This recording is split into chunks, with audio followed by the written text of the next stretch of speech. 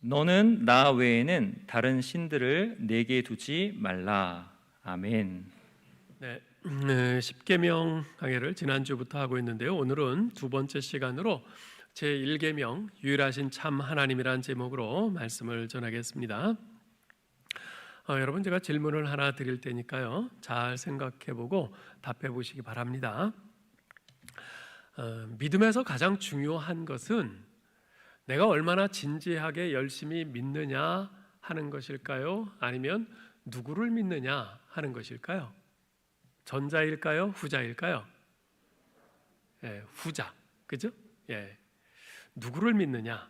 내가 진지하게 열심히 믿는 것보다 더 중요한 것은 누구를 믿느냐 하는 것입니다. 우리말에 믿는 도끼에 발등 찍힌다 하는 속담이 있죠. 그죠? 왜 발등을 찍힙니까? 내가 그 사람을 진지하게 열심히 믿지 않아서 발등 찍히는 겁니까? 그렇지 않습니다. 내가 진지하게 그 사람을 열심히 믿는데 근데 믿어서는 안 되는 대상을 믿었기 때문에 발등 찍히는 거죠. 우리 신앙생활도 마찬가지입니다. 신앙생활의 궁극적인 목적은 바로 구원받는 것인데 아무 대상이나 진지하게 열심히 믿는다고 해서 다 구원받습니까? 그렇지 않습니다. 우리를 구원으로 인도하는 믿음의 대상은 오직 예수 그리스도 한 분뿐이세요. 그래서 우리 주님께서 친히 요한복음 14장 6절에서 말씀하셨죠. 나는 길이요 진리요 생명이니 나로 말미암지 않고는 아버지께로 올 자가 없느니라. 이 세상에는요, 셀 수 없이 수많은 거짓 신들이 있습니다. 그리고 그 거짓 신들은요, 저마다 구원을 약속해요. 물론 그들이 약속하는 구원의 의미는 모두 동일하지는 않습니다. 어떤 경우에는 천국, 극락, 파라다이스이기도 하고요. 또 어떤 경우에는 행복이기도 합니다. 또 어떤 경우에는 성공을 의미하기도 합니다. 또 어떤 경우에는 절망적인 상황이나 환경으로부터의 탈출을 의미하기도 합니다. 어쨌건 그 모든 거짓 신들은요, 현재의 상황보다 더 나은 무엇을 구원이라는 이름으로 약속합니다. 그리고 거기에 미혹된 많은 사람들은 그 거짓 신들을 진지하게 숭배하고 열심히 섬기죠. 실제로 거짓 신들을 진지하게 숭배하고 열심히 섬기는 일은 얼마든지 가능합니다. 그러나 그 결말은 언제나 허망한 실패로 끝나고 맙니다. 왜냐하면 그들의 진지함과 그 열심이 문제가 아니라 그 진지함과 열심히 향하는 믿음의 대상이 잘못되었기 때문입니다. 하나님께서 우리에게 십계명의 제1계명을 주신 이유가 바로 여기에 있습니다. 하나님께서는 우리의 믿음이 헛속으로 끝나기를 원치 않으십니다. 하나님께서는 우리의 진지함과 열심이 복된 열매로 맺혀지기를 원하십니다. 그러기 위해서는 무엇보다도 먼저 우리의 믿음의 대상을 정확히 해야 해요. 우리가 믿음의 대상을 바로 해야 된다는 말입니다.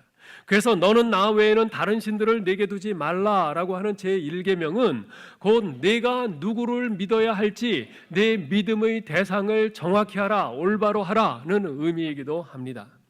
자, 그러면 이 제1계명의 의미를 좀 더 구체적으로 살펴보죠. 먼저 1계명에서는 너는 이라는 말로 시작합니다. 하나님께서는 이 계명의 시작을 너는 이라고 말씀하시면서 시작하세요. 지금 이 말씀은 누구에게 하시는 말씀입니까? 이스라엘 백성들에게 하시는 말씀입니다. 그렇다면 너는 이라는 단수형보다 너희는 이라는 복수형을 사용하시는 것이 더 적합할 겁니다. 물론 하나님께서 지금 당장은 모세에게 하시는 말씀이니까 너는이라고 단수형으로 말씀해도 괜찮다고 볼 수 있습니다. 하지만 하나님의 이 계명은 모세뿐만 아니라 이스라엘 모든 백성들이 지켜야 할 계명이고, 그래서 모세뿐만 아니라 이스라엘 전체 백성에게 말씀하시는 명령이에요. 그러니까 너희는 하고 복수로 말씀하시는 것이 더 맞죠. 그럼에도 불구하고 오늘 본문에서는 하나님께서 너는 이라고 단수형으로 말씀하세요. 그 이유가 뭘까요? 그것은 이 계명의 중요성을 강조하기 위해서입니다. 예를 들면 이런 겁니다. 제가 설교를 하면서 여러분 오늘 설교 졸지 말고 잘 들으세요 이렇게 말하는 것과 여러분의 이름을 직접 부르면서 거기 김 집사님 졸지 말고 잘 들으세요 라고 하는 것의 차이입니다. 어느 쪽이 더 효과가 있을까요? 이름을 직접 부르면서 하면 훨씬 더 효과가 있지 않겠어요? 졸다가 깜짝 깨죠. 예? 개인적으로 이름을 부르면서 말하는 것이 훨씬 더 효과가 강합니다. 이처럼 하나님께서는 우리 성도들 한 사람 한 사람을 개인적이고 인격적으로 대하십니다. 우리들 한 사람 한 사람이 하나님과의 바른 관계를 갖기를 원하세요. 바로 이것을 위해서 하나님께서는 너는 이라고 단수형으로 개별적으로 말씀하시는 겁니다. 그러므로 여러분, 십계명을 읽고 들으실 때 이것을 우리에게 주시는 말씀으로 그렇게 듣지 마시고, 하나님께서 지금 나에게 말씀하시는구나 하고 들으셔야 합니다. 오늘 제 1계명을 듣고 계신데 지금 하나님께서 이은수 목사, 너는 나 외에 다른 신들을 내게 두지 말라고 말씀하시는구나, 바로 이렇게 들으셔야 한다는 말입니다. 그렇게 들으실 수 있기를 바랍니다. 두 번째는 나 외에는 다른 신들을 이라고 말씀하세요. 나 외에는 다른 신들을 내게 두지 말라. 자, 이렇게 개인적으로 우리를 향해서 말씀하시는데 나 외에는 다른 신들을 내게 두지 말라 그래서요. 여기서 나 외에는 이라고 번역된 히브리어 알파나야라는 말은요, 직역하면 내 앞에 라는 뜻입니다. 내 앞에. 자, 그렇다면 이 구절은 이렇게 번역할 수 있겠죠. 너는 내 앞에 다른 신들을 두지 말라. 그죠? 너는 내 앞에 다른 신들을 두지 말라. 자, 그런데 여기서 하나님께서 너희 앞에라고 말씀하지 않으신 것을 주목할 필요가 있어요. 너희 앞에라고 그러지 않고 내 앞에, 나 여호와 하나님 앞에라고 말씀하세요. 자, 지금 다른 신들을 섬기는 주체는 누굽니까? 이스라엘 백성들이죠. 이스라엘 백성들이 섬기는 거예요. 그렇다면 이 구절은 너는 너희 앞에 다른 신들을 두지 말라라고 해야 맞습니다. 그런데 어째서 하나님께서는 너희 앞에 두지 말라 그러지 않고 내 앞에, 나 여호와 하나님 앞에 두지 말라라고 하신 것일까요? 사실 하나님과 이스라엘 백성들 사이에 다른 신들이 있다면 그것은 내 앞에라고 하건 너희 앞에라고 하건 하등 차이가 없어요. 하나님과 이스라엘 백성들이 서로를 마주보고 있을 때 그 가운데 누가 있다면 내 앞에라고 하건 너희 앞에라고 하건 똑같은 거 아니겠어요? 근데 어째서 하나님께서는 굳이 내 앞에, 나 여호와 하나님 앞에 그렇게 말씀하신 것일까요? 그 두 가지 표현은 하등 차이가 없다고 말씀드렸습니다만 사실은 결정적인 차이가 있습니다. 너희 앞에라는 말은요, 이스라엘 백성들을 기준으로 한 표현입니다. 반면에 내 앞에라는 말은 하나님을 기준으로 한 표현입니다. 하나님께서는 당신께서 구속하여 자녀 삼으신 백성들에게 초점을 맞추고 계세요. 그 자녀들을 온 정신을 집중해서 쳐다보고 계십니다. 작은 먼지 하나라도 그 사이에 끼어들어서 당신의 백성들을 향하신 하나님의 시선을 가로막는 것을 하나님께서는 못 견뎌 하십니다. 마치 우리가 TV에서 한일전 축구 경기를 보고 있는데 막 우리나라의 손흥민 선수가 슛을 하려고 하는 찰나에 아내가 일어나더니 TV에 모기가 앉아있네 그러면서 가서 TV를 가로막고 있는 거예요. 그러면 어떤 일이 일어나겠어요? 여러분 상상에 맡기겠습니다. 지금 뭐 하는 거야? 그깟 모기가 중요해? 얼른 비켜. 난리가 나죠. 옆에 있던 뭐가 날아갈지도 모르겠어요. 지금 하나님께서 그 말씀을 하시는 겁니다. 지금 너희를 바라보는 내 시선을 가로막는 것이 아무것도 없도록 하라는 것입니다. 이것은 우리를 향한 하나님의 불타는 사랑의 표현입니다. 하나님과 우리 사이를 가로막는 그 어떤 것도 용납하지 않으시겠다는 거룩한 질투의 사랑이요, 그 표현인 겁니다. 하나님께서 우리를 바라보시면서 우리를 향해서 하나님의 그 사랑의 눈빛을 쏟아부으시면서 우리 하나님의 사랑의 마음을 우리를 향해서 부으시는데 그것을 가로막는 그 어떤 것이 하나님 앞에 없도록 하라는 것이죠. 하나님께서는 당신들의 백성을 향해서, 당신의 백성들을 향해서 이런 마음이신데 정작 이스라엘 백성들은 하나님을 향해서 그런 마음이 아니었습니다. 하나님께서는 당신과 이스라엘 백성들 사이를 가로막는 그 어떤 것도 못 견뎌 하시건만 이스라엘 백성들은 하나님과 자신들 사이에 여러 다른 신들을 놓고 어떤 신을 섬기는 것이 나에게 더 유리할까 저울질하고 있었습니다. 사실 이스라엘 역사를 보면요, 이스라엘 백성들이 전적으로 하나님을 버리고 다른 신만을 섬긴 적은 없었습니다.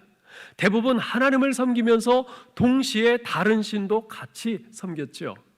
이스라엘 백성 어느 누구도 여호와 하나님을 우리 하나님이 아니다라고 말하는 사람은 없었어요. 그러면서도 저들은 이방 신들을 같이 섬긴 거죠. 심지어 모세가 십계명을 받으러 시내산에 올라간 사이에 이들이 시내산 아래서 금송아지를 만들어서 난장을 피웠을 때도 사실은 이들이 하나님을 섬긴다고 하면서 금송아지를 만든 것이었죠. 바로 이것을 하지 말라는 겁니다.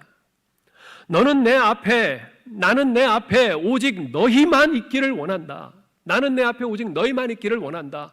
그러니 언제든지 다른 신들을 절대로 내 앞에 두지 말라. 너희와 나 사이에를 가로막지 못하게 하라. 이런 것이. 사실 하나님과 다른 신을 동시에 섬기는 것을 신학적으로는 싱크리티즘, 혼합주의라고 합니다.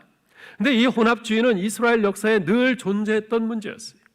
하나님께서는 오직 나만 예배하라고 하셨지만 이스라엘 백성들은 하나님과 다른 신들을 동시에 섬기려는 유혹에 끊임없이 흔들렸습니다. 여호수아는 그래서 눈을 감기 전에 마지막 힘을 짜내서 세겜에서 언약을 새롭게 세우고는 백성들에게 이렇게 권고를 합니다.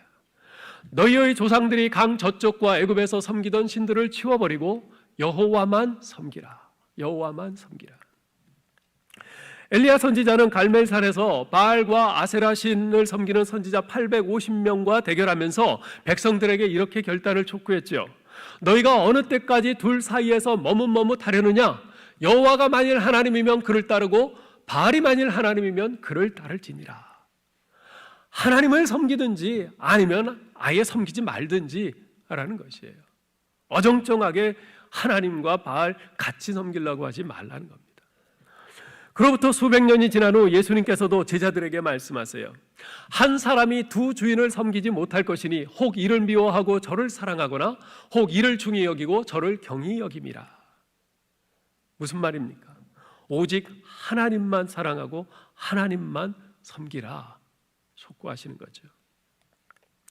어느 시대를 막론하고 하나님의 백성들이 안고 있던 고질적인 문제는 언제나 하나님과 다른 것을 함께 섬기려고 하는 것이었습니다.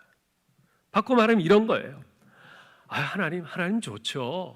하나님도 좋지만 이왕이면 하나님 한 분보다는 하나님과 바알을 같이 섬기면 더 좋잖아. 하나님도 좋지만 이왕이면 하나님도 돈도 같이 있으면 훨씬 더 좋지 않겠어? 하나님께 인정받는 것도 좋지만 이왕이면 하나님께도 또 다른 사람들에게도 같이 인정받으면 그게 더 좋은 거 아니겠어? 이런 거죠. 그러나 이런 혼합주의는요, 제1계명에 정면으로 도전하는 불순종이요 죄입니다. 종교개혁자인 존 칼빈은 제1계명을 결혼관계에 비유해서 해석을 했습니다. 제1계명을 어기는 죄는 마치 간통 상대자를 남편 앞에 데려오는 후안무치한 여인과 같다. 그런 행위는 남편의 분노를 더욱 크게 돋울 뿐이다. 사실 그렇지 않습니까? 어느 날 남편이 집에 어떤 여자를 데리고 왔어요. 그러면서 말을 해요. 여보, 오해하지 말기 바래. 난 정말 당신 사랑해. 당신 정말 좋은 사람이야. 근데 난 이 여자도 사랑해. 이 여자도 정말 좋은 사람이야. 앞으로 이 여자도 여기서 우리 함께 같이 살 거야. 우리 모두 함께 다 잘 지낼 수 있을 거라고 난 생각해. 두 사람 모두 내가 사랑하고 내게는 소중한 사람이니까 이런다고 생각해 보세요. 그럴 때 아내가 어떻게 나올까요? 뭐라고 하겠어요? 이런 미친 하면서 싸대기부터 날아가지 않겠어요? 그런 다음에 딱 부러지게 말할 겁니다. 당신 잘 들어. 나를 택할 것인지 아니면 저 여자를 택한 것인지 분명하게 말해. 난 당신과 이혼하면 했지 절대로 저 여자와 같이 이 집에서 같이 살 수 없어. 그러지 않겠어요? 누구라도 그럴 겁니다. 이게 정상적인 거죠. 이게 정상적인 거 아니겠어요? 여러분, 둘 다가 아닌 둘 중에 하나를 선택해야 하는 관계가 있는 법입니다. 결혼 관계는요, 다른 사람들과의 모든 관계를 포기할 것을 요구할 수 있는 가장 우선적인 관계에 해당합니다. 그보다 더 우선적인 관계가 바로 하나님과의 관계입니다. 제1계명의 핵심은 바로 사랑이에요. 사랑. 하나님을 진정으로 사랑한다면 다른 사람이나 사물을 그분보다 더 사랑해서는 안 된다는 것이죠. 이것이 쉐마가 이스라엘 백성들에게 그토록 중요했던 이유입니다. 여러분, 쉐마가 뭐죠? 쉐마는 히브리어로 들으라 하는 말인데요, 신명기 6장 4절 5절 말씀이 바로 그 내용입니다. 우리 같이 한번 읽어볼까요? 이스라엘아 들으라, 우리 하나님 여호와는 오직 유일한 여호와시니 너는 마음을 다하고 뜻을 다하고 힘을 다하여 내 하나님 여호와를 사랑하라. 예. 이스라엘아 들으라, 우리 하나님 여호와는 오직 유일한 여호와시니, 하나님 외에 다른 신은 없다는 겁니다. 다른 신들은 모두 가짜라는 거예요. 하나님이 계시고 하나님 말고도 여러 신들이 있는데 그 중에서 제일 뛰어난 신이 여호와 하나님이다, 이게 아니라는 말이에요. 신은 오직 여호와 하나님 한 분뿐이세요. 다른 신들은 없어요. 그것들은 모두 가짜예요. 인간들이 만들어낸 것입니다. 쉐마는 하나님의 백성에게 오직 여호와 하나님만을 하나님으로 선택하도록 요구합니다. 우리가 여호와 하나님만을 선택해야 하는 이유는 그분이 먼저 우리를 선택하셨기 때문입니다. 쉐마는 하나님의 백성에게 오직 여호와 하나님만을 사랑하도록 요구합니다. 우리가 하나님만을 사랑해야 하는 이유는 그분이 먼저 우리를 사랑하셨기 때문입니다. 이처럼 하나님과의 관계는 둘 다를 용납하지 않습니다. 오직 하나님만을 선택하고 여호와 하나님만을 사랑하고 섬겨야 합니다. 기본적으로 자신을 그리스도인이라고 생각하는 사람들 중에 여호와 하나님이 내 하나님이 아니라고 말하는 사람은 없을 겁니다. 오늘 우리들도 하나님을 향해서 나의 하나님이라고 말을 하죠. 그러면서도 우리는 하나님 앞에 나갈 때 다른 신들을 대동하고 나아갈 수 있습니다. 네 하나님이 누구냐 물으면 겉으로는 여호와 하나님을 향해서 바로 이분입니다 라고 대답을 하죠. 그렇지만 실제 삶에 있어서는 그렇지 않을 수 있습니다. 즉 유일하신 여호와 하나님이 아니라 다른 하나님을 섬길 수 있다는 것이에요. 영국의 유명한 강해 설교자였던 허셀포드 목사님에게 어느 날 교회 청년이 찾아왔어요. 그러면서 기도 부탁을 합니다. 목사님, 제가 사업을 시작했는데 제 사업을 위해서 기도해 주십시오. 그러면 제가 사업을 잘해서 주님을 위해서 큰 일을 하겠습니다. 그 마음이 기특하잖아요. 그래서 목사님이 그 청년을 위해서 열심히 기도해 주었어요. 그 청년이 사업이 날로 갈수록 번창하는 거예요. 근데 이 사업이 번창하자 이 청년이 너무 바빠졌어요. 사업을 이것저것 계속 확장하고 버리고 그러면서 너무 바빠서 교회도 출석 못해요. 우리 하나님 앞에 하나님 사업을 위해서 열심히 헌신하겠다고 한 그 헌신은커녕 이제까지 잘하던 11조도 못해요. 하나님 외에 다른 신들이 생긴 거죠. 그래서 허셀포드 목사님이 이 청년을 사업장으로 찾아갔어요. 왜 하나님 앞에 약속한 대로 안 하십니까? 왜 11조를 안 합니까? 그러자 그 청년이 말합니다. 목사님, 사실은 제가 이렇게 사업이 잘 돼서 이렇게 11조 액수가 점점 커지다 보니까 제가 경영상 그 액수를 이렇게 11조 하는 것이 쉽지가 않네요. 그러면 왜 주일날 교회는 출석하지 않습니까? 제가 사업이 잘 돼서 이것저것 많이 사업을 벌여가지고 사업장을 여러 군데 이렇게 버리고 다니다 보니까 주일날 교회에 나갈 시간이 없네요. 그런 거예요. 그러자 허셀포드 목사님이 그 청년의 손을 잡고 우리 기도합시다. 그러면서 기도하기 시작을 해요.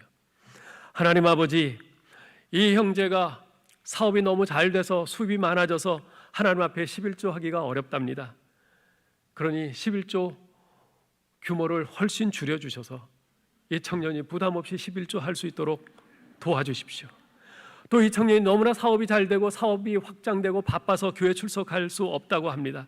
그러니 사업도 잘 안 되고 사업 규모도 줄어서 교회 출석 잘 할 수 있게 해주십시오. 이렇게 기도하니까 이 청년이 갑자기 겁이 덜컥 났어요. 목사님, 잘 알겠습니다. 제가 잘못했습니다.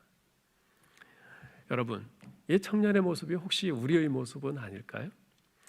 우리들은 하나님 앞에 나갈 때 혹시 이런저런 것들을 대동하고 나가지 않습니까? 내 하나님이 누구냐 하면 겉으로는 여호와 하나님을 향해서 이분입니다 라고 하면서도 실제 삶 속에서는 이런 것들을 향해서 바로 이것들이 내가 바라고 의지하는 것입니다, 이것이 나의 자랑거리입니다, 여기에 나의 자부심이 있습니다, 이러지 않습니까? 한번 곰곰이 우리 삶을 점검해 보아야 합니다. 내가 혹 이런 것들을 나의 하나님으로 삼고 살아오지 않았나? 내가 이것들을 의지하고 이것들을 나의 자랑거리로 삼고 살고 있지 않은가? 사랑하는 성도 여러분, 거듭 말씀드리거니와 하나님과 우리 사이에는 아무것도 개입되어서는 안 됩니다. 우리가 섬겨야 할 대상은 오직 여호와 하나님 한 분뿐이십니다. 그래서 하나님께서는 너는 나 외에는 다른 신들을 내게 두지 말라고 말씀하신 것입니다. 지금 나와 하나님 사이에 혹시 무엇이 있지 않은가? 혹시 나와 하나님 사이에 하나님 노릇하고 있는 어떤 것들이 있지 않은가? 곰곰이 생각하시고 잘 점검해 보시기 바랍니다. 세 번째로 제1계명에서 내게 두지 말라라고 말씀하세요. 너는 나 외에는 다른 신들을 내게 두지 말라. 1계명에서 나 외에는 다른 신들을 내게 두지 말라는 것은요, 단지 하나님 외에 다른 신들을 믿거나 섬기지 말라는 그런 정도의 의미가 아닙니다. 우리 장로교회 표준 교리 문답서인 웨스트민스터 소유리 문답 제47문은 다음과 같은 질문과 답변으로 되어 있습니다. 이렇게 묻습니다. 제1계명이 금하는 것은 무엇입니까? 우리 답을 같이 한번 읽어볼까요? 제1계명이 금하는 것은 하나님을 하나님으로 알지 아니하거나 우리의 하나님으로 경배하지 않고 영화롭게도 하지 않고 그에게만 합당한 경배와 영화를 다른 이에게 드리는 것입니다. 여기서 분명히 알 수 있듯이 나 외에는 다른 신들을 내게 두지 말라는 것은요, 하나님 외에는 그 무엇도 경배해서는 안 된다는 의미입니다. 이처럼 제1계명은 우리에게 예배의 대상이 누구인지에 대해서 말씀해 주는 계명입니다. 곧 우리가 예배할 유일한 대상은 바로 여호와 하나님 한 분뿐이시라는 거죠. 자, 그런데 이에 대해서 우리가 좀 더 깊이 생각해 볼 것이 있어요. 사실 오직 여호와 하나님만 경배해야 한다는 것에 우리 모두는 동의합니다. 그렇죠? 그리고 실제로 우리는 그렇게 합니다. 아니, 그렇게 하고 있다고 자부합니다. 근데 과연 그런가? 정말 우리는 오직 하나님께만 경배하고 있는가? 하나님 외에 다른 것을 경배하고 있지는 않은가? 여러분 어떠세요? 정말 여러분은 오직 여호와 하나님께만 경배하고 있습니까? 올해 우리나라에는요, 세 가지 광풍이 불었어요. 뭐 태풍도 많이 왔지만 그런 거 말고 세 가지 광풍이 불었는데, 첫째는 코로나19 광풍입니다. 지금도 불고 있죠. 우리 모두를 두렵게 하고 있는데요, 비단 우리나라뿐만 아니라 전 세계를 이 코로나19가 휩쓸고 있어요. 진짜 그야말로 광풍이에요. 두 번째는 부동산 광풍입니다. 정부에서는 폭등하는 부동산 가격을 잡기 위해서 27, 28차례나 규제법을 만들어서 쏟아냈습니다. 그렇지만 진정될 기미는 보이지 않습니다. 누구는 작년에 5억 주고 산 아파트가 3억이 올랐다더라. 누구는 10억 주고 산 아파트를 15억에 팔았다더라. 이런 소문들이 퍼지면서 사람들은 저마다 다른 강력한 규제 법안이 나오기 전에 아파트들을 사느라고 모두들 혈안이 되어 있습니다. 그런 가운데 영끌이라는 신조어까지 등장을 했죠. 영끌이 뭐죠? 영혼까지 끌어모아, 그죠? 영혼까지 끌어모아. 더 늦기 전에 영혼까지 끌어모아서 돈을 마련할 수 있는 대로 어떻게든 다 마련해서 아파트를 사야 된다는 거죠. 그렇게 영끌해서 어떻게든 아파트를 사려고 하는 그 모습들을 보면서 정말 돈이 오늘날 우리가 경배하는 대상의 제1순위가 되었구나 하는 생각이 들더라고요. 물론 그렇게 영끌해서 아파트를 사려고 하는 사람들 중에는 어떻게든 더 오르기 전에 거주할 집을 마련하고자 하는 분들도 많습니다. 그렇지만 그 중에 또 많은 사람들은 거주할 집이 목적이 아니라 돈이 목적인 사람들도 많아요. 얼른 사서 또 팍 올랐을 때 팔고선 시세 차익을 몇 억 남기고자 하는 그런 거죠. 셋째 광풍은 트로트 광풍입니다. 트로트 광풍. 여기서 미스터 트롯 안 보신 분 한번 손 들어보세요. 미스터 트롯이라는 트로트 경연 프로로 인해서 촉발된 이 트로트 열풍이 코로나19 와중에도 우리나라를 휩쓸었습니다. 전 이 트로트의 열풍이 또 긍정적인 면도 있다고 생각을 합니다. 코로나19로 인해서 모두가 얼마나 많이 힘들어요. 정말 많이 힘들고 절망하고 낙심하고 그런 사람들에게 그래도 한 가닥 숨통을 트이게 하고 탈출구가 되게 해준 그런 면도 분명히 있습니다. 그 경연에서 탑7에 든 7명의 이 가수들 인기가 정말 대단하죠. 특히 미스터 트롯 진을 차지한 임영웅이란 가수에 대한 팬덤은 정말 놀라울 정도입니다. 이 임영웅 씨는요, 올해만 그 미스터 트롯 경연이 끝난 3월부터 8월 말까지 3, 4, 5, 6, 7, 8 6개월 동안 광고를 무려 12개를 찍었다고 그래요. 엄청나죠. 이제까지 그런 스타가 없었어요. 그가 찍은 광고의 물건들을 팬들이 너도나도 사가는 거예요. 그러니 그렇게 많은 광고주들이 그 사람을 섭외하는 거죠. 그 물건들이 다른 물건들보다 품질이 훨씬 더 뛰어나고 특출해서 그렇겠습니까? 그렇지 않아요. 그저 자기가 좋아하는 가수가 광고하니까 무조건 사는 겁니다. 물건은 별 상관이 없어요. 다만 자기가 좋아하는 가수를 환호하는 것입니다. 자기가 그 물건을 삼으로써 자기가 좋아하는 그 가수의 주가가 더 올라가고 그가 잘 되기를 바라는 거죠. 그렇게 한다고 해서 자기에게 생기는 것은 아무것도 없을 거예요. 그래도 자기가 좋아하는 그 가수가 잘 되면 자기는 그것으로 만족한다는 겁니다. 그야말로 거의 경배 수준이에요. 경배. 그 모습을 보면서 과연 예수 믿는 사람 가운데 저 정도로 하나님을 좋아하고 저렇게 정말 열광적으로 하나님을 경배하는 사람이 있나 하는 생각이 들 정도였어요. 사람들이 경배하는 대상이 어디 돈이나 인기뿐이겠습니까? 하루 종일 성경은 한 장 못 읽어도 하루에 한두 시간씩 운동만은 난 꼭 해, 그러는 사람들도 많습니다. 우리 아이 주일 예배 빠지는 것은 내가 눈 감아줄 수 있지만 학원에 빠지는 것은 절대로 용납 못해, 이러는 부모들도 적지 않습니다. 그렇다면 그 사람들에게는 운동과 아이가 또한 경배의 대상인 것 아니겠어요? 이렇게 생각을 해본다면 우리가 경배하는 것들이 얼마나 많은지 몰라요. 하나님보다 더 경배하는 것들이 얼마나 많은지 몰라요. 다시 묻겠습니다. 정말 여러분은 오직 하나님께만 경배하고 있습니까? 하나님 외에 다른 것을 하나님 자리에 올려놓고 경배하고 있지는 않습니까? 우리 자신을 다시금 살펴야 합니다. 끝으로 너는 나 외에는 다른 신들을 내게 두지 말라라고 하시는 이 계명은 예수 그리스도를 내게 두라는 명령이기도 합니다. 지금부터 3,500년 전 하나님께서는 시내산에서 너는 나 외에는 다른 신들을 내게 두지 말라고 명령하셨죠. 그로부터 1,500년이 지난 후에 하나님께서는 변화산에 임재하셔서 예수님을 지칭하시면서 이는 내 사랑하는 아들이요 내 기뻐하는 자니 너희는 그의 말을 들으라고 말씀하셨습니다. 오직 나만, 나 여호와 하나님만 예배하라 이렇게 명령하셨던 하나님께서 너희는 나의 독생자 예수 그리스도를 예배하라 그렇게 요구하신 것입니다. 그 이유가 무엇입니까?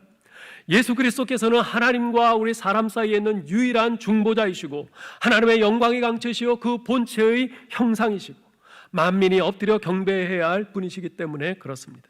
사도 요한은 증언하기를 본래 하나님을 본 사람이 없으되 아버지 품속에 있는 독생하신 하나님이 나타내셨느니라 라고 했습니다. 예수님께서도 친히 말씀하십니다. 너희가 나를 알았더라면 내 아버지도 알았으리로다. 이제부터는 너희가 그를 알았고 또 보았느니라. 예수님을 본 자는 하나님을 본 자라고 말씀하세요. 이 모든 말씀은요, 누구든지 그리스도 안에서 예수 그리스도를 통해서 하나님을 알지 못하면 그분을 진정으로 알 수 없다는 그런 의미입니다. 그렇다면 유일하신 참 하나님을 예배한다고 하면서 그 하나님을 우리에게 보여주시는 예수 그리스도를 알지 못하고 그분을 예배하지 않으면 우리는 제1계명을 제대로 지키지 않는 것이죠. 그래서 요한복음 17장 3절에서 영생은 곧 유일하신 참 하나님과 그가 보내신 자 예수 그리스도를 아는 것이니이다 라고 말씀하신 것이죠. 그렇습니다. 오직 하나님만을 내게 둔다는 것은 곧 유일하신 참 하나님과 그가 보내신 구원자 예수 그리스도만을 믿고 사랑하고 예배하는 것입니다. 이제 말씀을 맺겠습니다. 지난 수요일 샘멀 호스피스에서 암과 투병하시던 곽영애 권사님께서 소천하셨습니다. 늘 조용한 모습으로 우리 모두에게 귀한 신앙의 본을 보여주시던 귀한 권사님이셨는데 74세로 하나님의 부르심을 받으셨어요. 너무 빨리 돌아가신 것만 같아서 정말 안타까웠습니다. 권사님께서 소천하시기 몇 시간 전에 그 샘물 호스피스의 원장이신 원주희 목사님께서 제게 권사님이 며칠 전에 쓰신 감사 기도문을 사진으로 찍어서 보내주셨습니다. 거기엔 이런 내용이 있었어요. 아름다운 동산 샘물 호스피스 병원에 입원한 지 꼭 한 달이 되었습니다. 몸과 마음을 평안케 하시니 감사드립니다. 날마다 하나님과 동행하며 대면 예배를 드리게 됨을 더욱 감사드립니다. 세상이 알 수도 줄 수도 없는 이 기쁨 주심도 감사합니다. 나에게 허락하신 시간 더 고통스럽지 않도록 주님 두 손 잡아주소서. 부르시는 순간에도 하나님께 영광되게 하옵소서. 찬양하며 주님 손 꼭 잡고 천국으로 인도하여 주시옵소서. 오늘도 감사드리오며 예수님의 이름으로 적은 물질 드립니다. 권사님께서는 지난 주일에 아래 예배실에 내려오셔서 대면 예배를 드리시고 그날 저녁부터 급격히 나빠지셨어요. 위독해지신 거죠. 그런데 바로 그 다음 날 이 감사 기도문을 쓰시고 그 호스피스 병원에 감사 헌금을 하신 것입니다. 그 호스피스에 환자가 들어간다라고 하는 것은 호스피스 병원은 환자가 갈 수 있는 최종 단계입니다. 최종 단계예요. 이제 곧 돌아가신다는 거죠. 그런데 권사님은 이곳에 와서 이렇게 날마다 하나님과 동행하며 대면 예배를 드리게 되니 더욱더 감사합니다. 난 이제 끝이야. 이런 절망이 아니라 여기에 와서 이렇게 날마다 하나님 앞에 대면 예배 드리게 되니 너무 감사합니다.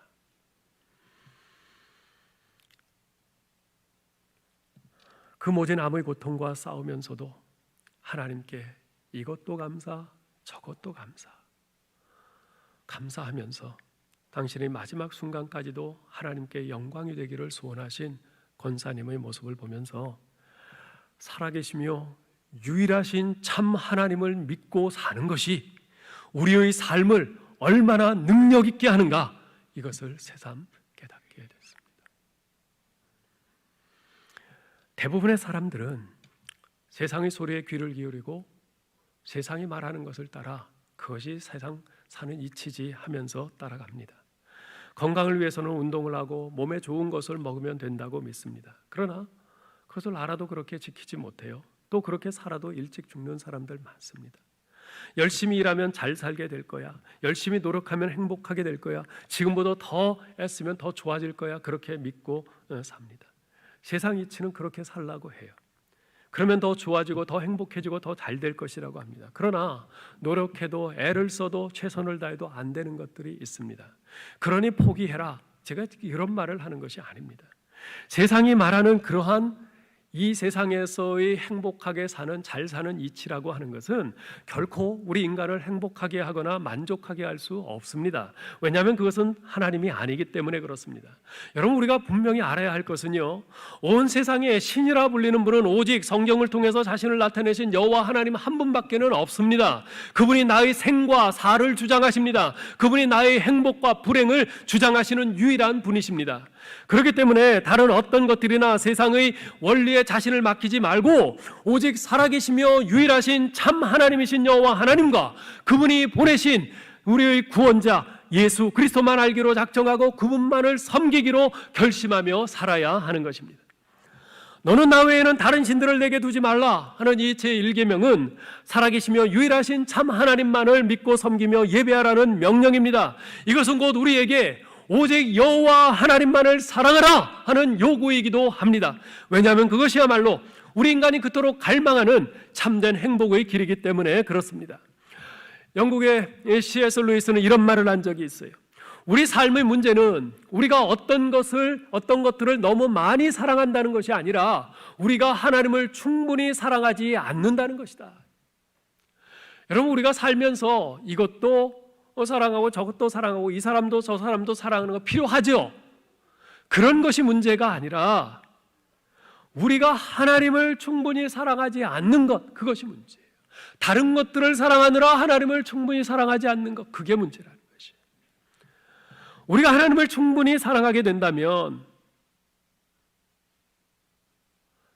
결코 이 세상의 다른 것들을 하나님처럼 하나님 자리에 놓고 그것들을 숭배하게 되는 죄에 빠지지 않게 될 것입니다. 예수님께서는 베드로의 인생에 가장 중요한 질문을 3번이나 던지셨어요. 바요나 시몬아, 네가 나를 사랑하느냐? 네가 나를 사랑하느냐? 네가 나를 사랑하느냐? 예수님의 이 질문이 계기가 되어서 베드로는 180도 전혀 다른 사람으로 변화될 수 있었죠. 사랑하는 성도 여러분, 우리가 신앙생활하는 목표가 뭡니까? 변화되는 것이죠. 변화되는 것이. 우리 예수님처럼 변화되는 것이에요. 예수님을 닮아가는 것이에요. 그런데 그 변화는 우리가 얼마만큼 하나님을 사랑하느냐에 달려 있습니다. 그리고 우리가 하나님만을 사랑할 수 있기 위해서는 하나님과 나 사이에 다른 것들을 두지 않아야 합니다. 너는 나 외에는 다른 신들을 내게 두지 말라는 이 제1계명을 우리 마음 한복판에 깊이 새기고 붙들 때 우리는 하나님을 충분히 사랑할 수 있게 되고, 그로 말미암아 우리는 예수 그리스도를 닮아서 변화되어 갈 수 있을 것입니다. 아무쪼록 너는 나 외에는 다른 신들을 내게 두지 말라는 제1계명을 마음 깊이 새기고 순종함으로써 오직 하나님만 사랑하고 오직 하나님만 예배하며 주님이 기뻐하시는 참 하나님의 사람으로 변화되어가는 저와 여러분 될 수 있기를 주님의 이름으로 축원합니다. 하나님 은혜를 감사합니다.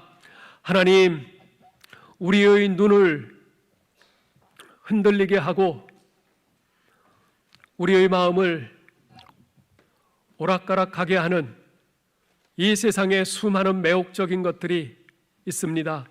그것들이 늘 우리의 눈과 귀와 우리의 마음을 어지럽히고 헛갈리게 합니다. 그래서 우리가 자주 흔들리고 자주 넘어집니다. 이런 가운데 있는 우리에게 오늘 너는 나 외에는 다른 신들을 내게 두지 말라는 10계명 중에 제1계명을 다시 한번 분명하게 말씀해 주심을 감사합니다.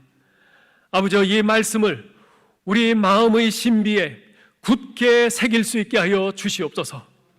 하나님과 나 사이에 그 무엇도 가로막지 않도록 하나님께서 나만을 집중해서 사랑의 눈으로 바라보시듯이 나도 하나님만을 집중해서 사랑하여 바라보고 하나님께만 내 마음을 열어드릴 수 있도록 그 무엇도 하나님과 나 사이에 가로막히지 않도록 오직 하나님만을 사랑하고 하나님만을 섬기고 우리의 하나님만을 예배하는 우리 모두 되게 하여 주시옵소서. 그래서 우리 주 예수 그리스도를 온전히 닮아가고 우리 하나님을 영화롭게 하는 우리 모든 성도들 되게 하여 주옵소서. 우리 주 예수 그리스도의 이름으로 기도하옵나이다. 아멘.